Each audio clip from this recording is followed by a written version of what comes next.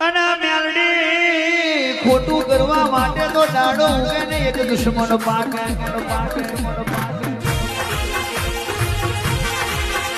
એ તો જેનો દુશ્મન હોય એને ખબર પડે જેની પથારી ફેરવતો હોય જેને પાડવાની કોશિશ કરતો હોય એને ખબર પડે બિપિન પટેલ